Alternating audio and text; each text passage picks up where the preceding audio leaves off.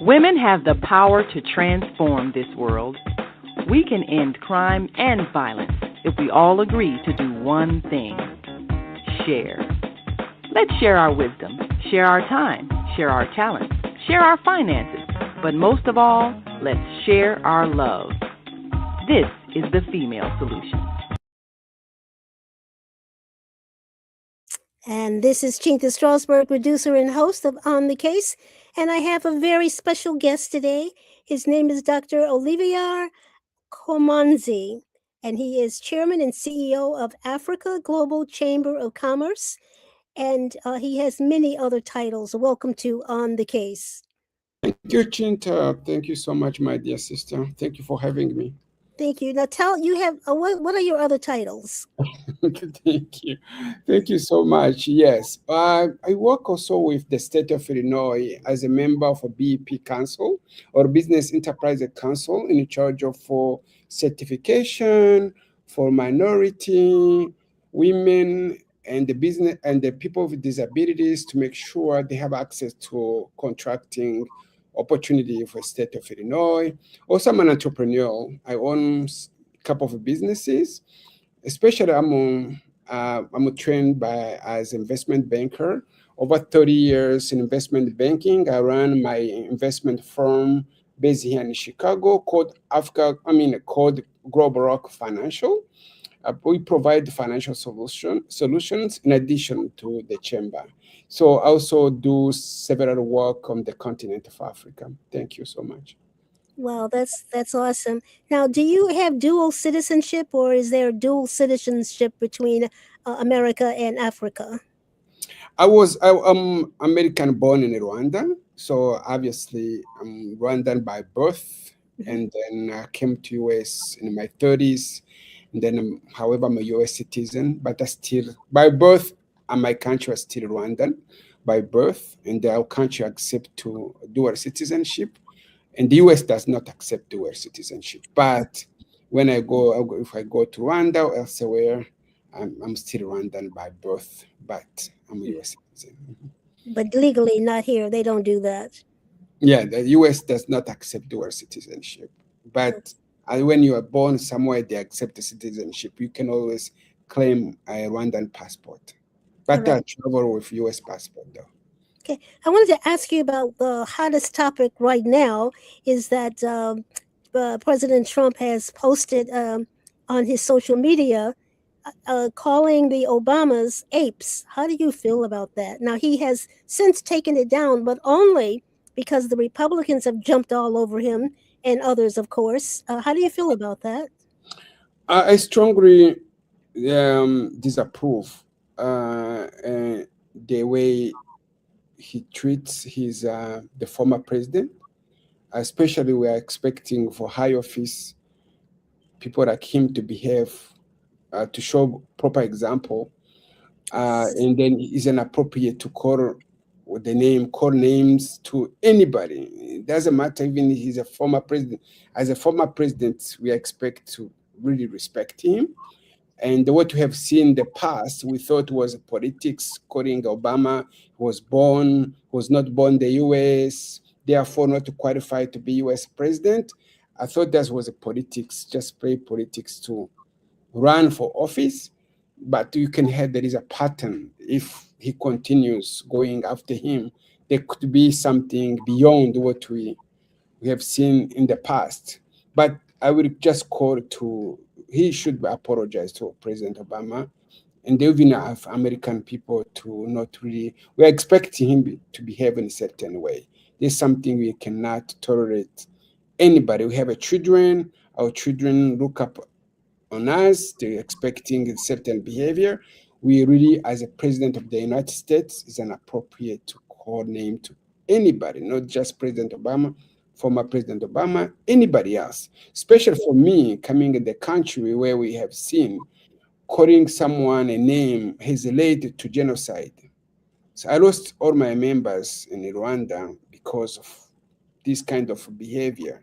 When you really allow to behave in a certain way, And then you have people who are watching you, following you. You should be very, very careful. I said this because maybe one day can listen what I'm saying. It's not that saying because I'm against him or anybody. Anyone should restrain the word you use, because the word we use carries so much power and can really lead to something which you unexpected, something which happened in Rwanda. Those words led to genocide. Therefore, we must be very, very careful. Absolutely. But he has made racist statements before when he called people from Haiti and I think Africa the Yeah, S-hole. you remember when he's called the African, remember, I can't even say in the public here. Calling a country, whatever the names, is inappropriate. I think he must really, really not be careless when he uses words, because people who became a victim of words, we know what does mean words means. For some of us, we lost families, we lost everybody because of this kind of behavior. He You should do. lost your you lost your entire family, didn't you? Yeah, I lost my family, I lost everybody in my family because of this kind of calling it people. People could call you in the name, and the people come kill you immediately. Yes, absolutely. So, That so, that's dangerous. so should he apologize? Yeah, I think so. He should apologize, not calling a name to President Obama, especially. It has been happening in the past. Mhm. An apology does not mean you become small. It shows the kind of wisdom a man or woman has. Apology is something is normal. That's what we teach our children. When you do wrong to your neighbor, you Yeah. can always apologize. You Yes. you do wrong to your sister, your brother, you apologize. Simple thing to do. Saying sorry does not make you small. Mhm. It makes you rather big and bigger and stronger when you do that. You humble yourself. It's appropriate we do what we have to do, especially we as Christians.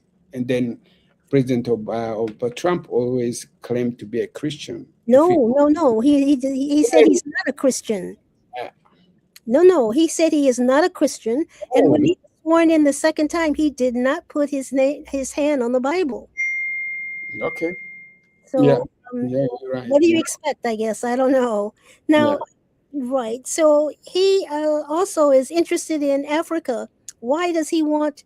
What does he want from Africa? It's not the people. Yeah, the Africa has become like a better, let's say, Africa has much to offer, too much, so much to offer. Africa represents, let's say, by 2050, Africa will be the largest population in the world, around 2.5 billion population. Wow. Number one, the taking over from China will become the largest population. Africa is the youngest, is a youth, let's say, is the youngest population. You be looking Africa, close to 1 billion, 700 million of Africans are young people. Out of 1.3 billion, Hmm. 700 million are youth under 35 years old. 65% of population of Africa are under 25 years old. This young population is growing, keep growing. So countries, developed nations like United States, Europe, the population is shrinking. The white people are a shrinking population. They see Africa rather is a reversal, is growing. And then Africa is rich in natural resources. When we talk about the gold, we talk about diamond, we talk about what strategic minerals like copper, cobalt, lithium. When we're talking about electronics, all electronics we have we have your computers, electric cars, cell phones, coltan, everything we have, natural minerals are coming from Africa, right? Now, not only that, electricity, right? The powers, many other resources are in Africa, found in Africa. What happens, China has been in Africa for many, many years. Yes. All what you remember, US is a big market for China. So what happened is China come to Africa, access to natural resources, and they go import to China, manufacture everything. All of these cell phones we have, appliances, everything we have in our household come from China to the US market. So now, with what's going on, competition between China and the US, US has left Africa a long time ago, in the 60s, left China to come to Africa. Now, they see Africa is when we are looking what's happening today, the competition, China becomes superpower. The US looks like China as becoming number one economically, taking over from the US. The US now is saying, hey, the reason why China has become powerful is because access to minerals, to natural resources in Africa. Now the battle is happening in Africa now. China, the US is saying, let's go to Africa. We need to access to those minerals. That's what he wants, the minerals. Then the mineral is very important for the US. Sure, but he doesn't have a right to those minerals, does he? Which one? Trump has no right to those minerals, right? All is about the power, right? All what we are seeing today is a power. To grab the power. Who is the power? So access to the power, he has a power as a president of the United States. If he has a power, he can access to minerals. To give you an example, in the war going on in the DRC, the Democratic Republic of Congo and the Rwanda, right? What's happening back in December 4th, 2025, the Rwanda and the DRC signed a deal, a peace agreement. In the peace accord was brokered by President Trump, right? Mm-hmm. So what happened was the president because what was happening, president of DRC saying, hey, instead of getting minerals from Rwanda, because Rwanda was a platform where, you remember the genocide I told you about the Rwanda genocide happened because back in the 1994, when President Clinton was in the power, that's when the genocide happened, right? After genocide in 1997, the president of DRC, for Congo, was a Mobutu, a dictator, who was backed by U.S. government. The U.S. government was tired about him. Now they helped President Kagame of Rwanda to invade the Congo, to take him out. The president of Congo was removed from the power, right? Mm-hmm. Then U.S. can have access to minerals. It can have access to U.S. The access to DRC, the Congolese minerals. So things started not by the Trump, what I'm saying, is a continuity of what happened at the time of President Clinton. Best believe me, these things not about a Republican or Democrats. All parties have been involved in Africa. Access to resources. The point is, it's okay, you can have access to resources, but you have to pay for it. You don't just come to grab and go. Well, that's what he does. He grabs and he goes. That's what we want to make sure he doesn't come to Africa and grab and go. That's the fight. That's why we have our Africa Global Chamber of Commerce here, to make sure we Africans were the first beneficiary of our resources. We must protect our resources as African people. We don't allow anybody to come to grab and go. Absolutely, but you don't have the missiles and the jets, and what he did, stealing the ships in Venezuela and the oil. He's a bully, and a bully with power. But we're going to take a break. We'll be back with more on the case right after this. Thank you so much. Welcome. Everything we're made of contains Everything we're made of contains light. from the sun that feeds our world to the energy that flows within us. With LifeWave X39, we've found a way to put that light to work. With X39, we achieved something remarkable in the field of wellness and science that others could not. By utilizing LifeWave's unique patented technology, X39 uses light to elevate GHK-Cu, a copper peptide known to support overall health and wellness. Unlike traditional light therapy, X39 uses the body's own infrared light to naturally increase vitality.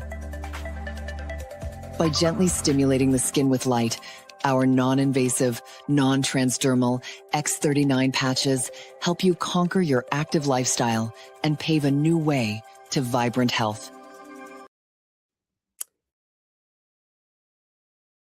We are global transformers, changing the world from the way it is to the way it should be. We are one. Wherever we live on this earth, we are one human family. On behalf of our team of radio hosts, I'd like to extend a greeting to all the members of our family, whenever and wherever you may be listening around the world. To our family in China, Ni Hao. In India, Namaste. In Japan, Konnichiwa. In Korea, Annyeonghaseyo. In Russia, Здравствуйте. In Germany, Guten Tag. In Poland, Dzień dobry. In France, Bonjour. In Spain, Hola. In Italy, Ciao. In Egypt, Ahlan wa sahlan. In Ghana, Akwaba. In Nigeria, Peleo. In South Africa, Sawubona. In Senegal, Nangadef. In Kenya, Jambo. In Israel, Shalom. In Pakistan, Afghanistan, Palestine, and Saudi Arabia, Assalamu alaikum. Greetings, and may peace be upon you all. Join us live on the on-air radio network called 727-731-5192. We want to talk to you.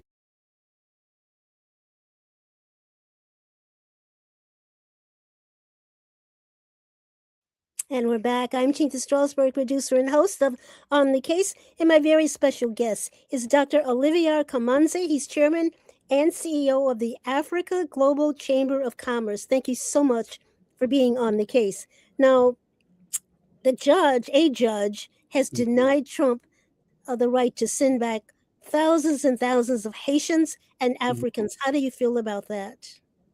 I feel I support the judge, the case. We are glad he denied the deportation of the Haitian, the African, back to Haiti or Africa. You remember, the United States is the land of immigrants. This country was built by immigrants. Yes. Right? Why would you start sending back immigrants? That the one who built this country, White House was built by the immigrants, right? The African American who paid the price of slave, right? Well, we were not African Americans. Not by force. Yeah, right? but African Americans were not immigrants. They were forced to come. Forced, yeah. They're not immigrants. They're an immigrant. Yeah, I agree with you. You're totally correct.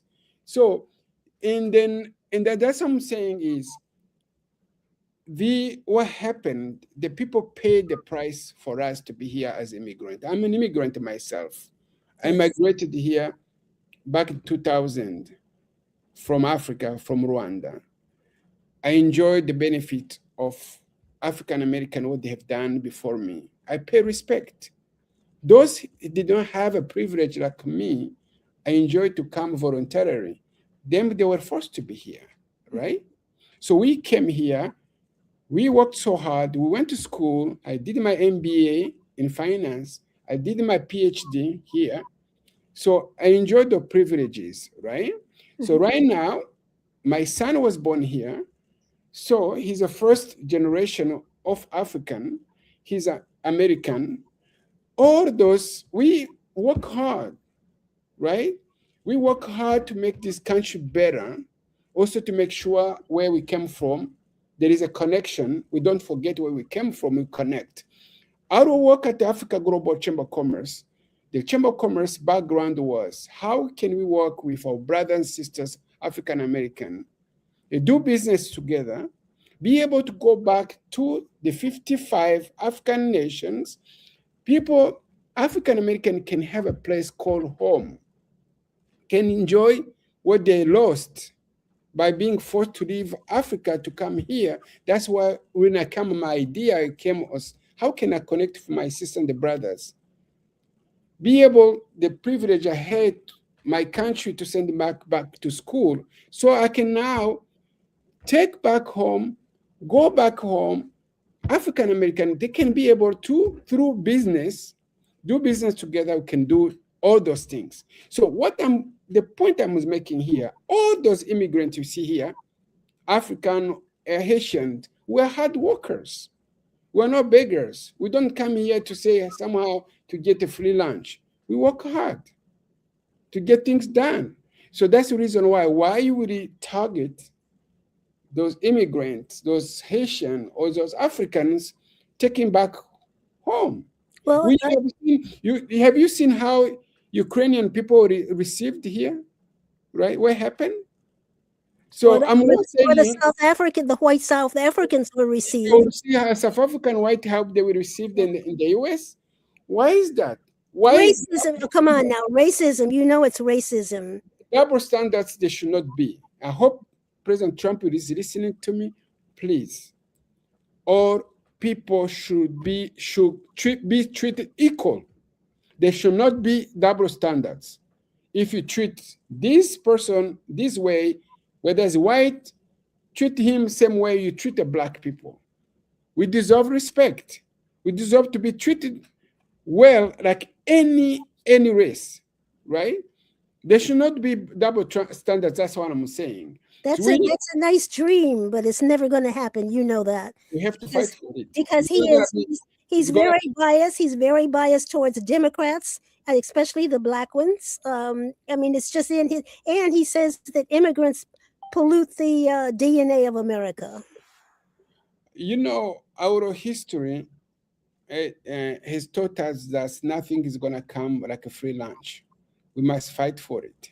We have seen our founding fathers. We have seen civil rights movement in the United States. We have seen Dr. Martin Luther King Jr. fighting along my hero, Reverend Jesse Jackson Sr., many other civil rights activists, the work they have done for us to enjoy the benefit of being here. Yes. You know, I won't be here without them. My son won't be here without them. So it's now our time, with the work they have done, they have paved, now to come to fight. It's our time to fight. People like Trump or others will come. We not allow them to take our rights away from us. We have to overcome fear. That's why we're here this evening. I have nothing against Trump or people like him, but I'm against the policies. I'm against using some kind of languages or take away our rights. We have to fight for them. You know, that's why we are here to say no. Enough is enough. More than 20 African nations have seen their visas denied. Yes. They cannot travel. There is travel ban, or they impose somehow you have to pay you call a bond to get a visa to be able to come to the US. Some people arrived at the border of the United States. They told them you cannot enter the United States unless you have a bond to enter the United States. Why is that? Why African nations? If there is any problem, it can be discussed and find solutions. That's what we are calling for. There is no reason why anyone should be denied the rights to be here when you are allowed to be here. We are not illegals. People came here illegal, with illegal means, and those who did not arrive illegal means they are seek for asylum. When your case is being treated, you should not be sent home.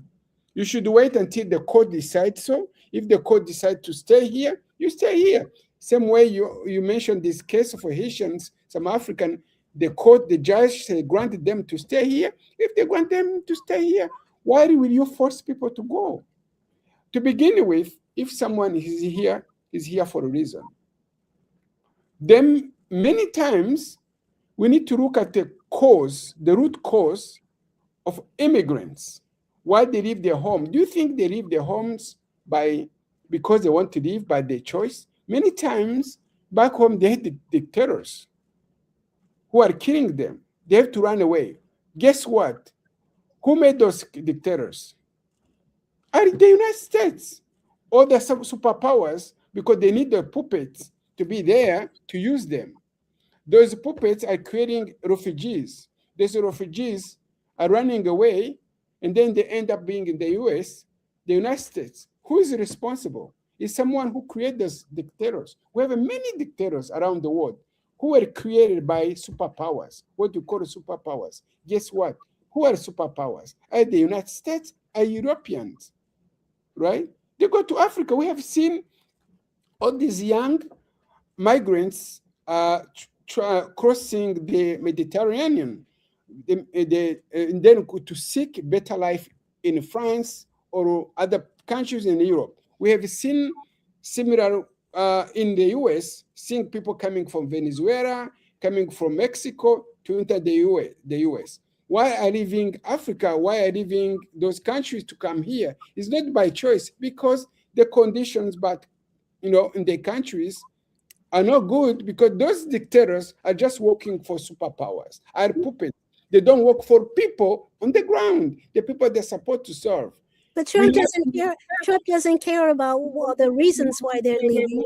If you're brown or black, he wants you to go. And Father Michael Flager, he says that MAGA, what that stands for. He says what Trump really wants is to make America white again.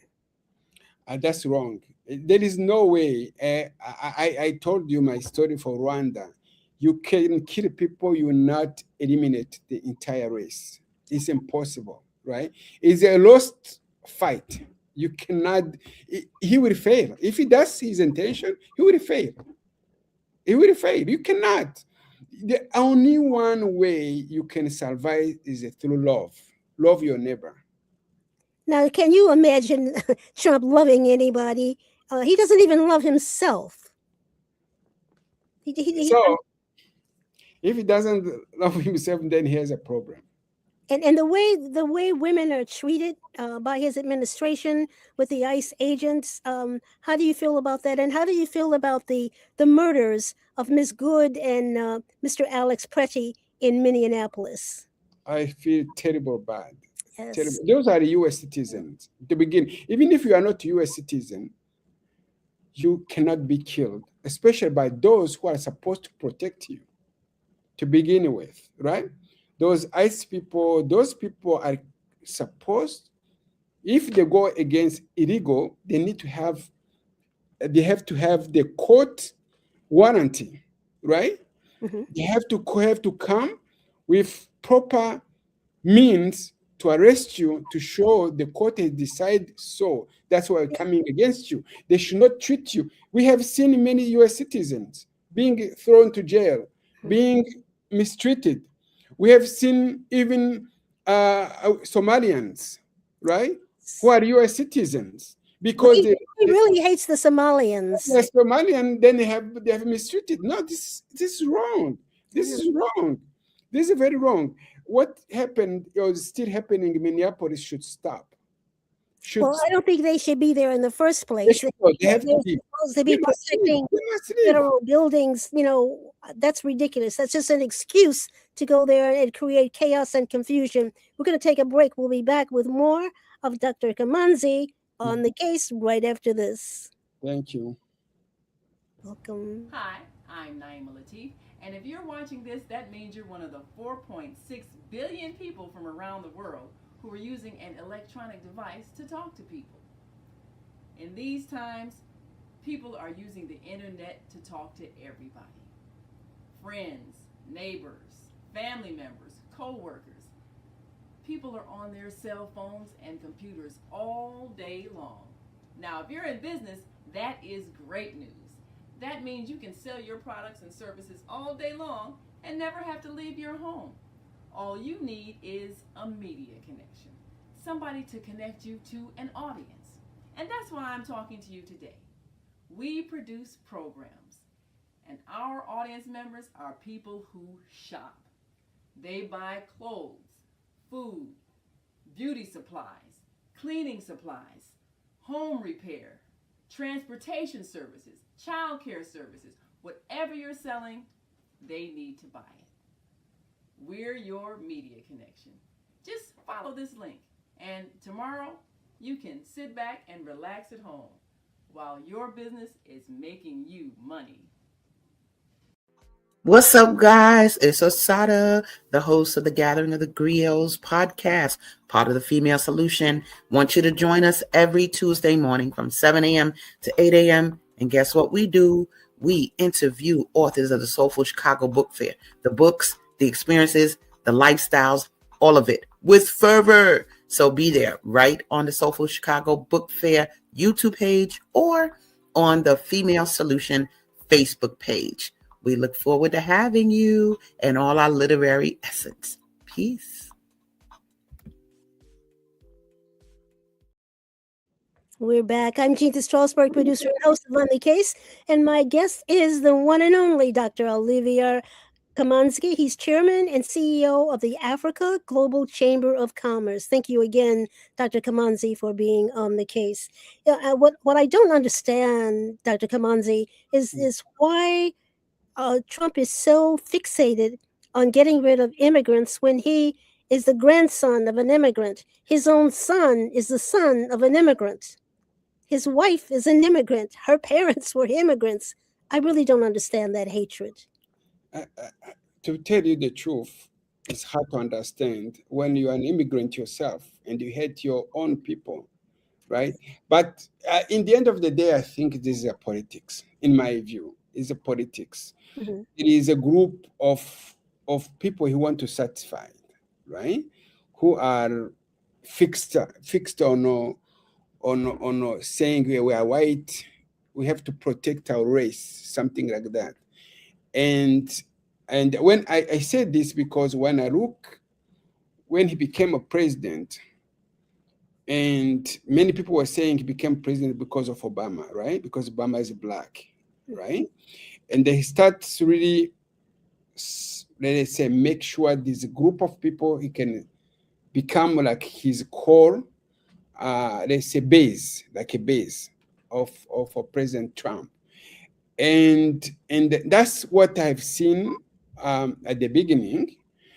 And he has always stick with this group of people supporting him. But in the same times, I don't think he's not stupid. He knows what he's doing, in my view, right? Because many people have, there are people who voted for him, right? If these people voted for him, there could be other people who think alike, but in public they don't say it, right? But how it can be voted by so many people, and we continue to see some people who believe in those policies, right? How can you have a policies against immigrants, and then you see people are supporting you those policies? We've seen what's happening in Texas. We've seen what's happening at the borders, and we have in the Senate, we say in the House, we have those members of Congress who are supporting those policies. Somehow there is a group, and somehow the people support these policies, right? But you have to understand, to work for this president, you have to lie. You have to lie, and you have to be racist. I mean, those are the litmus tests of being hired. Because if you go against him, you're out. You're out. That's true. And I don't believe in the politics of fear, right? I don't believe in that. Sooner or later, the truth will emerge. The love will prevail. The equity will stand against lies. I mean, truth will stand against the lies, right? So I believe in equity. I believe in love. I believe where we treat one another, right? So I believe that you must stand for justice, right? So in the end of the day, the justice will prevail sooner or later. The lies will be there. Sooner or later, the lies will lose the ground, right? What you're saying is this too shall pass. I'm just saying this is how I was raised. I was raised by a mother, right? Single mother who taught me how to treat our neighbors, right? How you treat your colleagues. When you go to school, how do you behave? What you have to conduct yourself. What I would call Christian values, right? So you can never, in my view, you can never trade in your values. What you believe is right, what is good against what is bad. We should stand up. We cannot trade in what you believe in. Whether it's a politics or a business, whatever it is. In the way I conduct my business conduct business based on principles of values, right? Values means love, be fair, equity, right? Do what is right. So once you do all those things right, you prevail, you continue to exist, do business. Even though something happens to you, if you're out of business because of the politics, in the end of the day, you will come back into business. If you do business, if you do right politics of love, of equity, love your neighbor, protect the poor, protect immigrants, right? If you don't protect immigrants, you're immigrant yourself, you get against who you are, then what do you stand for? Yeah, absolutely nothing. Nothing, absolutely nothing. And, last night I was with Greg Pallas. You know Greg Pallas. Yes. He is an investigative reporter, and he had a screening of his film, which is called Vigilantes in America's New Vote Suppression Hitman. And he was telling us he documented everything, how that in 2016 and 2020 and 2024 too, Trump has organized men and some women, because one woman in Fulton, Georgia, challenged 40,000 black people, voters, and kicked them off the roll. Yes. One of them was the 92-year-old cousin of Dr. King. She had been voting at this one precinct polling place for 50 years. Wow. Her name had been removed. So he's asking everyone to check their voter registration. And you can do that by going to vote.gov, no matter where you live in America, and you can see if you've been challenged and thrown off the voting rolls, because it's happening again. He knows he cannot win because his polls are low. He has angered so many people, and he's worried. And if he cannot win, you know what he's good at doing: stealing. Wow. And that's why they have the remap and what's going on in Texas and all over. And then that's also why he said he challenged the Republicans to federalize the state elections. Now it's up to the state to run the elections. He wants his party to run the election. Why? Because he wants to steal. He does not want to lose power. If the Democrats win, he's out. I mean, because and remember what he said: if they win, I'm going to be impeached. Yeah. That should be a commercial for every Democrat in America. I remember that. I heard that, but he was saying, yeah. So that's again to talk about the fear. If it doesn't fear anything, why would you fear to be impeached? If you do right things, you're not going to be impeached. But no, he knows he's doing, and he's afraid of going to prison too. He has broken so many laws, Dr. Kamanzi. Yes. He is pocketing money, making money while he's in office. He's not supposed to do that. Remember, he took the $4 billion plane from a foreigner, from Qatar. right? And then he asked an African chief if he had a plane. I mean, it's like gimme-itis, give me what you have, and even in Africa, give me your minerals, give me your diamonds, whatever. We've never had a president with gimme-itis. That's what he's suffering from. Besides racism, gimme-itis. That's what I'm saying is he must understand the institution he represents, right? Institution of a presidency is an institution everybody looks as respected, everyone respect, look up on, and therefore, if that person does not represent those values, that institution also will suffer. And the credibility of the United States outside the US globally will suffer. Right? We need to be careful.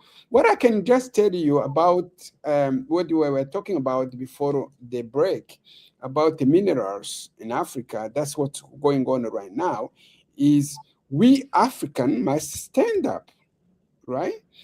It doesn't matter who you are, powerful or not. I think there has to be win-win, right?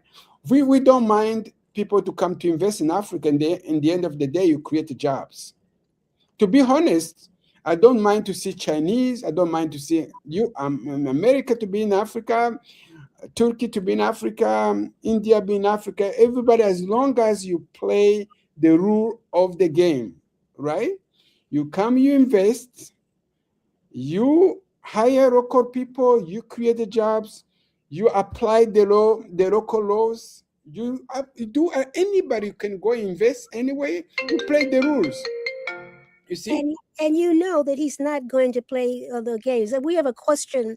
What does the Africa Global Chamber of Commerce say about the idea of creating a separate African currency that some African leaders are advocating? Yes. So we, Africa Global Chamber of Commerce mission is to promote, is an advocacy organization. It's a trade organization that really advocates for private sector, to connect U.S. private sector, U.S. company to African private sector. These connections also advocate on behalf of governments, of African government, U.S. and globally to come together. That promote trade, investments, cultural exchanges, education between Africa and the global community or global markets, including the United States. It's not just between the U.S. and then Africa, it's also global markets as well. We look at the bigger picture, how now at the benefit of Africa and the others. It means the rule of the game is win-win. When you do trade, there is the seller, there is a buyer, there is exporter, there is importer. Those have to be paid like a tariffs, right? Those tariffs were not pro-tariffs. We want these tariffs to be eliminated, right? So to your questions, what you are saying about the one currency, that's where we are going Africa right now. The Africa should trade in their local currencies. Same way you can trade in US dollars. African Union has created what you call Africa Continental Free Trade Area. It's an economic bloc whereby African countries can trade one another. The Africa Continental Free Trade Area is an instrument, trade instrument, where countries in Africa can trade in the US in local currencies. Right now, across 32 countries in Africa are trading in local currencies, right? Using their currencies. You can sell your product from Kenya to South Africa, from Nigeria to Senegal, and they pay in the local currency, right? That's the first step. First time since almost 60 years, first time African countries can trade in their own currencies, right? But the first step is customs. They are taking down customs. You can export the product from Nigeria to Ghana. You don't have to pay duties in terms of tariffs. They're opening the borders for trade. The country can trade one another. Is the first step right now is happening. Next step now is to say, let's open all borders, all countries. You can travel from Kenya to Tanzania without visa, right? Right, without really having to pay any duties when you are trading. So it's happening right now. So now the next step is customs is a movement of people, right? Without having a visa, really elimination of visas. You can have one African passport. The next to have one currency. So our countries, instead of when exchange, probably the rand is a South African currency, and then the currency in Nigeria is naira. So when Nigeria trade for South Africa, you trade in naira against rand. So right now you don't need to have those competing currencies. Why can't we have only one currency That's a good question. That's an excellent question. We'll be back with more with Dr. Olivier Kamanzi on the case right after this.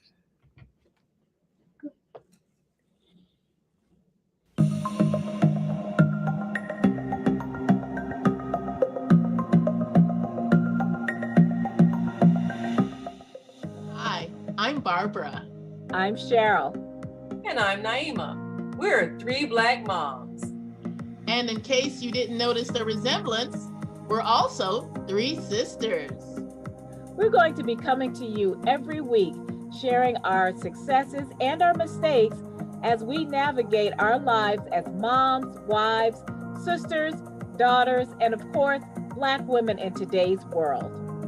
We'll talk about it all: race, politics, religion, economics, culture, and we'll take a look at everything from whether or not to use corporal punishment to how do you teach your children about sex. Look for our upcoming book, Growing Up Charles. It's a personal story about our lives growing up in Maple Park on Chicago's South Side. I'm Barbara. I'm Cheryl. And I'm Naima. We're three Black moms. Follow us on Facebook and subscribe to our YouTube channel, Three Black Moms. Welcome to Master Force with Mushim Suit. Join us each week on Thursdays at 7 a.m. Central, live on Facebook and YouTube on the Female Solution page, as we dive into powerful topics designed to assist you in mastering your life force.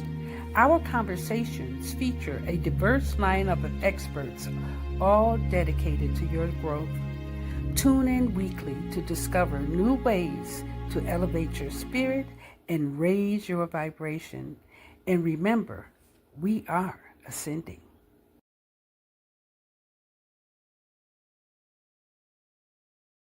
We're back. I'm Chinta Strausberg, producer and host of On the Case. My very special guest has been Dr. Olivier Kamanzi, Chairman and CEO of the Africa Global Chamber of Commerce. Dr. Kamanzi, how many African voters are in Chicago, and how many in Illinois? And if you know, in the United States? Yeah, so there are many. The last time we did the survey, especially the last census during COVID 2020, we believe we have close to 200,000 Africans in the state, Chicago, or in the Chicagoland. 200,000, around that number. The people eligible to vote, they should be around maybe 100,000, something like that. So if I'm not mistaken, we haven't done we need to conduct a voter registration to have the clear numbers. So we are really planning to have our African diaspora, to carry out the voter registration campaign to figure out how many voters. I think that's very important, especially with Trump and his vigilante suppressionist. They are out to suppress our vote, and I'm just wondering, what are you doing to educate the Africans in Chicago, Illinois, and across America?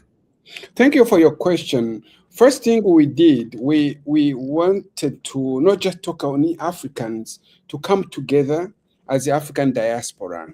So the definition of diaspora is those who live outside of the continent of Africa.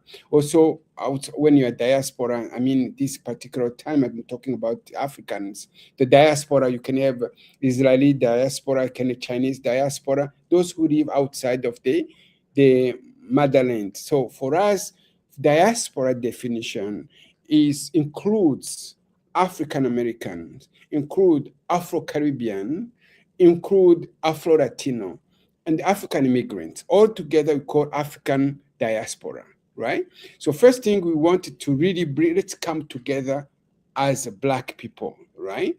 So in 2019, the African Union, that's represent around 55 countries, the ambassador of African Union came to Chicago. They tasked me as head of Africa Chamber of Commerce now to mobilize diaspora in the state of Illinois. So since 2019, I went to Springfield.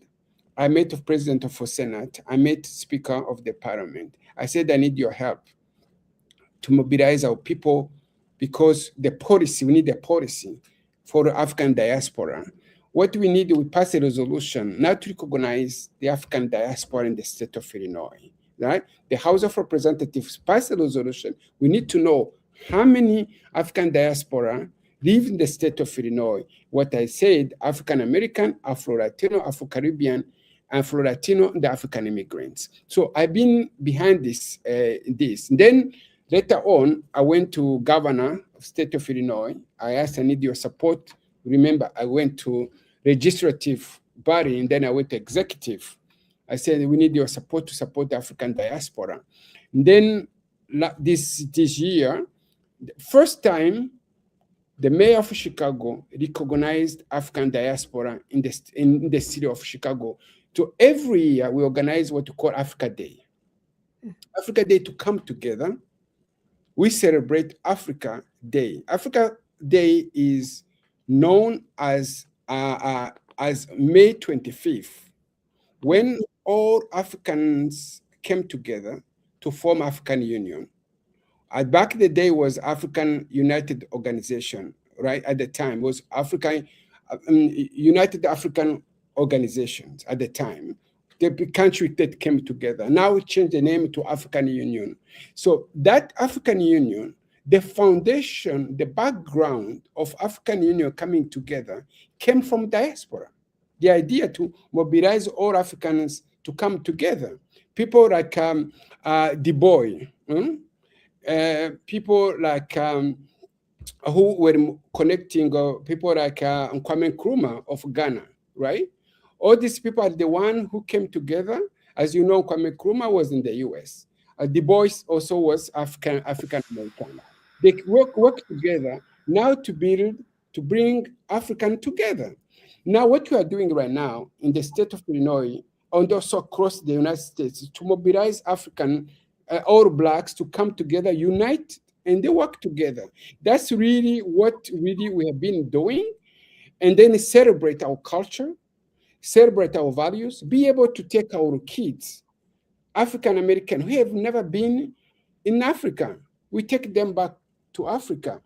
For example, in 2021, a group of African American, a group of 221, we traveled together to Ghana, to Cape Coast, Ghana, to come now to know where they came from, because 75% of African American who were taken by force from Africa came from the Cape Coast, the coast area of Ghana called Cape Coast. They were taken from there to the United States. 75% of African American who are here came from that Cape Coast, Ghana. So we went back. What they said, they remember there was a year for return when in 2019. Now, many African Americans went to Ghana. We took a group of African American 2021. The 221 were able now to go to live experience where ancestors, what they went through, right? So right now, that door of no return, not have become a door of return. So that's kind of experiences, we have we did a couple of things like naming ceremony, kind lighting. We did so much to embrace where they came from. So those are things we have been doing to come together, to get to know one another, to really to have a unity among ourselves. That's a good idea, but that May 25th is a little ways off. That's 3 days after Father Mike's birthday. Yes. So that's a couple of months away. But my concern is with the March 17th election. Yes. And early voting starts in February, which is, right around the corner. So what can you do to at least get the message out about checking your voter registration, making sure you are registered? And we don't tell people how to vote, but you vote your best interest. At least get that message out to your people. Thank you so much for the question. What we are doing is, for example, to encourage the young people who have never held the office to get engaged into politics, right? Right now we have the young Nigerian-born called Yasmin Bankore. She's running for the Congress for the Congressional 8th District. This young Nigerian-born, we are encouraging people to support her. She's young, he wants to go into politics. That's something we are mobilizing people to register, right? Registration. We have one event happening here up north side. There is a restaurant, the Nigerian restaurant called Vivi's. We are doing that. We are doing another event in Bronzeville, supporting some of the candidates. Encouraging people to come out. We are really encouraging to supporting like a candidate like Jesse Jackson Jr.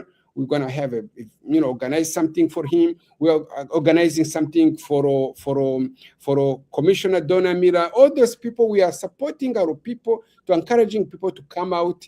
It doesn't matter, all our people, we are supporting our people. All these events, we are really hosting those events to encourage people to register. We'll be carrying out the registration drive to encouraging people to register. So we're doing this. We're going to do it on February 13. Okay. At Yassa African Restaurant is in Bronzeville on the King Drive and 35th in the King Drive. So are you going to send a press release out so people will know? We'll send the press release out. I will send you the next Friday at Yassa African Restaurant, 35th in the King Drive. We're going to do that. Mm-hmm. On the 18th, the following Friday, on the 18th, we're going to do up north side in Rogers Park at the restaurant called Vivi's Nigerian restaurant. It's on Broadway and Devon. So you cannot miss this. So it's also why we're going to really start the campaign of registration of vote drive to calling everybody who can come out. We people in a diaspora, called diaspora, African diaspora, to come out. We only one way we can overcome is when we come together. That's absolutely right. And I'm going to send you a link to Greg Palace's Vigilante Inc., America's New Vote Suppression Hitman video. And you can call a meeting, get your popcorn, and it is all factual of how the election was almost and before stolen, and what they're planning on doing for the March 17th primary, and really get down for the November general election. You have to let your people know about that. Absolutely, I agree with you. We need our people engage our people to get involved. If you are not happy with a policy, the only one way is to get involved. So if I send you the link, it's a free video because Jamie Foxx paid for it. He paid for, gave Mr. Palace the money so that we can give the film out free. It's very, very important. That's nice. We are out of time. Dr. Kamanzi, thank you so much for being on the case. I've enjoyed your conversations and your history too. Thank you, my dear sister Chinta. Thank you so much. We appreciate you and we love you. Thank you. God bless you. But God bless you too. Thank you. Okay, bye-bye. We We've come to the end of our show today. If you missed any broadcasts, go to our website for the audio and video archives at www.thefemalesolution.com. On behalf of our team of radio hosts, I'd like to thank all of you who participated in today's discussions. And to our global family joining us from all around the world, we say thank you. To our family in China, xie xie. India, dhanyavad. Japan, arigato. Korea, kamsamnida. Russia, spasiba. Germany, danke. Poland, dziękuję. France, merci. Spain, gracias. Italy, grazie. Egypt, shukran. Ghana, madasi. Nigeria, eshe. South Africa, ngiyabonga. Senegal, jareh. Kenya, asante. Israel, toda. Pakistan, shukriya. Afghanistan, tashakur. Saudi Arabia and Palestine, shukran. Assalamu alaikum wa rahmatullahi wa barakatuhu. Thank you, and may peace be upon you and the mercy of God and God's blessings.